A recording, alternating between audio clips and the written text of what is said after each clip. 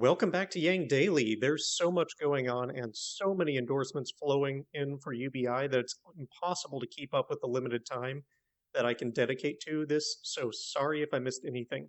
Let's get to it.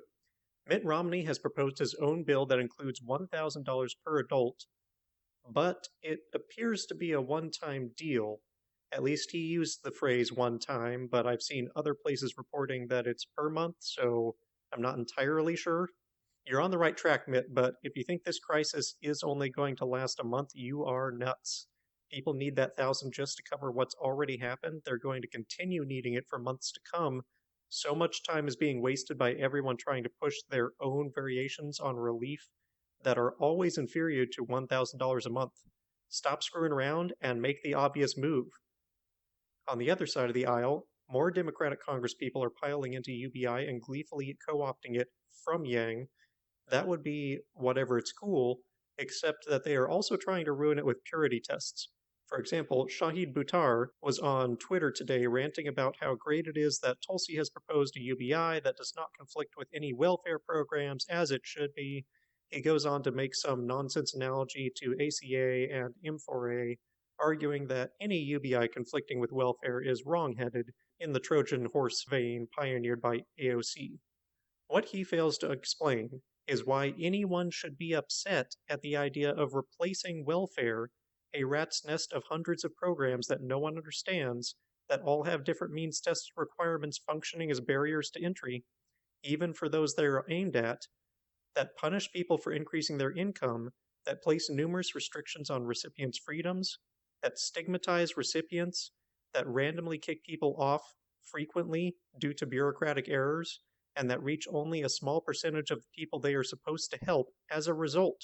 Basically, it's an absolute mess that funnels funding into bureaucracy that does its best to deny benefits to everyone and make their lives miserable if they get them. This is what so-called progressives want to argue people should have instead of all funding going into unconditional money, denied to no one, free to use however they wish and never lose. Any rational argument would only be concerned with making sure the UBI benefit is high enough, not on preserving welfare, which is worse in every respect. This is exactly what we talked about last episode in regards to the Nixon era, where Democrats have just gotten so used to arguing for welfare that they're not even thinking about it when you present them with a better option.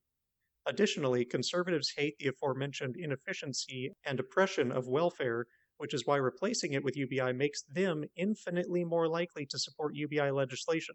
But why pay attention to whether it's a good thing or whether it can pass? Also, no mention of how to pay for it, because why would that be an issue either? This is why progressives make so little progress. I have little hope for them ever getting a permanent UBI pass, but I will support any UBI legislation they put forth, especially during this time. On that front, AOC tweeted this today, quote, GOP and Democrats are both coming to the same conclusion. Universal basic income is going to have to play a role in helping Americans weather this crisis, end quote. This could really happen, Yang Gang, and it will be due to our efforts. Keep up the pressure on your congresspeople. Yang had an interview with Adam Harris that was released in an article today. In it, Yang expresses my same thoughts for congresspeople considering this. You'd be putting money into the hands of each and every one of your constituents, making you an instant hero. How do you say no to that? It would be as ridiculous as a citizen saying no to the money. It helps everyone without exception. It slows the infection. It props up the economy. It's simple. There's no downside. Do it. Yang was even more blunt in a tweet today saying, get your bleep together, Congress, and do the right thing. He did not say bleep, though. He also argued for it on CNN and told Congress that every minute counts in steering us away from a depression and for the well-being of citizens.